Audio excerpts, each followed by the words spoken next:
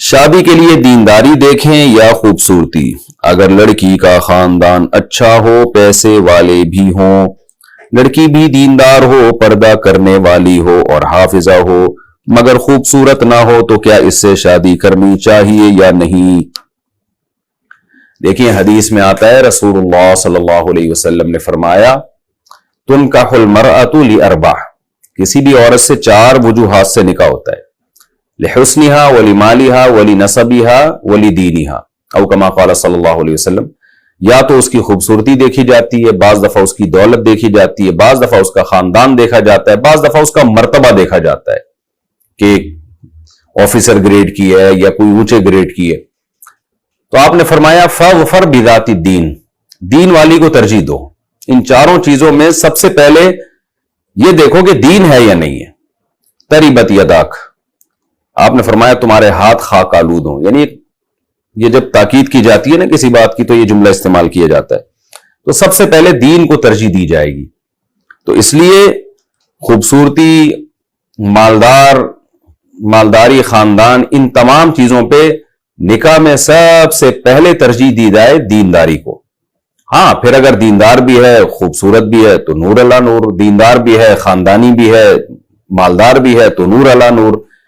تو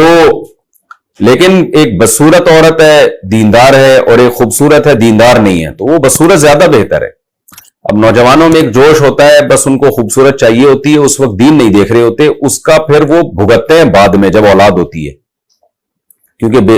آج کل اولادیں جو ہے نا زیادہ تر ماؤں کو فالو کرتی ہیں،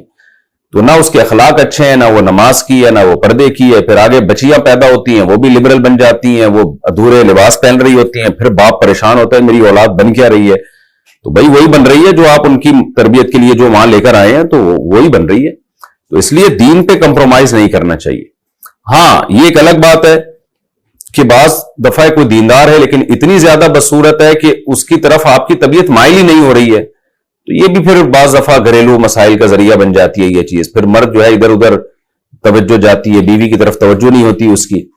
وہ حرام کی طرف جانے کا خطرہ ہوتا ہے، محبت نہیں کر پاتا زوجہ سے، کیونکہ یہ چیزیں تو نیچرل ہیں۔ تو ایسی کوئی زیادہ ہی کوئی بدصورت ہے تو پھر اس میں پھر تھوڑا انتظار کر لے۔ میں یہ تو نہیں کہہ رہا کہ بے دین سے شادی کر لے، بے دین سے تو کسی قیمت پہ نہ کرے، تو انتظار کر لے کہ بھائی تھوڑا سا ڈیلے کر لے نکاح کو، کہ بھئی مجھے کوئی ایسی مل جائے جو دیندار ہو اور خوبصورت نہ بھی ہو تو کم از کم قابل قبول صورت ہو، تو ایسی صورت میں اس کو مؤخر کر دیا جائے۔ لیکن ہر صورت میں اتنی بات ذہن میں بٹھا لیں کہ دیندار کو ترجیح دینی چاہیے، اور اس زمانے میں تو بہت ضروری ہے، کیونکہ اگر آپ نے دیندار کو ترجیح نہیں دی نا، اس میں صرف اولاد نہیں بگڑے گی، ایک بڑے مسائل آج کل یہ بھی ہو رہے ہیں کہ ذرا سا آپ کا اس سے اختلاف ہوا وہ کورٹ سے خلا لے لے گی۔ دیندار تو سوچے گی نا کہ بھئی شوہر طلاق دے گا تو نکاح ختم ہوگا، ورنہ ختم نہیں ہوتا، لیکن بے دین تھوڑی سوچتی ہے، وہ جائے گی کورٹ سے خلا لے گی اور 18 سال تک بچوں کا خرچہ آپ سے لیتی رہے گی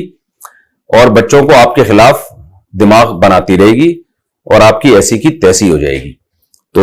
پھر جب اس کو بتایا جائے گا یہ غیر شرعی ہے اور یوں ہے فلانا ہے، وہ کہہ رہی شریعت کو نہیں مانتے۔ تو اس لیے بھائی کوشش کیا کریں دیندار سے وہ ترجیح دیں۔